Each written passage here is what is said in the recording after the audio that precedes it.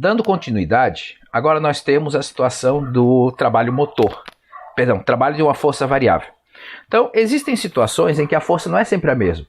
Até agora, por exemplo, todos os casos que nós estudamos, tá? As forças, elas eram sempre iguais. Então, o peso era o mesmo do início ao fim. A força que eu fazia sempre era a mesma. Mas agora, se você para olhar isso aqui, por exemplo, tá? Olha só o que acontece. Eu começo a observar que para cada posição eu tenho uma força diferente atuando. Nesse caso aqui, a força está aumentando.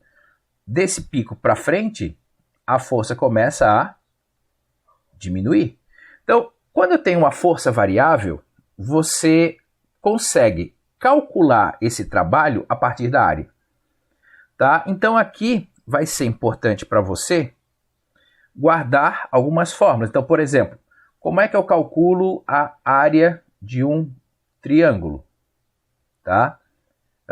Base vezes altura sobre 2. Como é que eu calculo a área de um retângulo? Base vezes altura.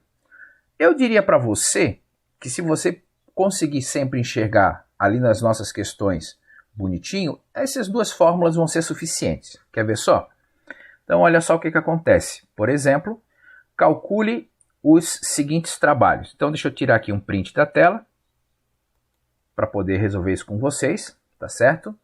Então, eu vou pegar aqui a cor preta, só que eu vou aumentar aqui um pouquinho aqui a minha... Então, olha só. Para eu poder calcular esse trabalho, você concorda comigo que eu consigo dividir isso daqui em duas figuras geométricas? O que é isso aqui? Isso aqui é um triângulo. Então, a área do triângulo vai ser base, que é essa distância daqui até aqui, 5, vezes a altura, que é a distância daqui até aqui, que é 80, e vou dividir por 2. Então, 5 vezes 8, 40, 400 dividido por 2 dá 200 joules. Essa outra área é um retângulo. Então, a área do retângulo vai ser o quê? Base, 5, vezes a altura, que é esse pedaço aqui, que é 20, e vai dar 100. Então, nesse caso aqui, quanto que vale esse trabalho? Vai ser 200 mais 100. Esse trabalho vai fechar 300 joules. Se, por acaso, alguma coisa estivesse daqui para baixo, eu iria subtrair esse valor, tá? Precisa ficar bem atento quanto a isso, ok? Bom, o outro exemplo é esse aqui. Bom, aí agora o que acontece? Deixa eu tirar mais um print aqui da tela, para a gente poder resolver, tá certo? Então, olha só, eu tenho um triângulo, um retângulo, mais um triângulo, triângulo, triângulo. Então, eu tenho que pegar pedaço por pedaço. Então, por exemplo, aqui, base vezes altura dividido por 2. Então, isso aqui dá 1 joule. Aqui, base de 1 até 2, eu tenho 1 vezes altura. 1 vezes 2, 2 joules. Aqui, base vezes altura dividido por 2. 1 joule. Aqui, eu vou pegar tudo isso aqui como sendo um triângulo só. Então, quanto é que vale a base? De 3 até 5 está valendo 2, vezes a altura, menos 2, dividido por 2. Então, 2 vezes menos 2 dá menos 4, dividido por 2 dá menos 2. Então, agora, o meu trabalho é pegar todas essas somas. Então, vai ser o quê? O trabalho total vai ser 1 mais 2 mais 1 mais, mais menos 2. Então, quer dizer que o trabalho total ele vai fechar 2 joules de energia, somando, né, todos essas áreas que a gente acabou de calcular, tá? Então, se você divide direitinho, dá tranquilamente de resolver com essas equações que eu te apresentei aqui, tá certo? Bom, agora, onde é que a gente consegue visualizar isso numa situação real? Essa situação real, por exemplo, a gente consegue pensar numa mola. Por quê?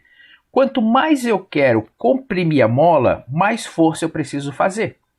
Isso está bem claro no que a gente conhece como sendo a lei de Hooke. Tá? Então, se eu quero comprimir a mola, quanto mais eu estou empurrando a mola, mais força eu preciso fazer, porque ela está ficando mais comprimida.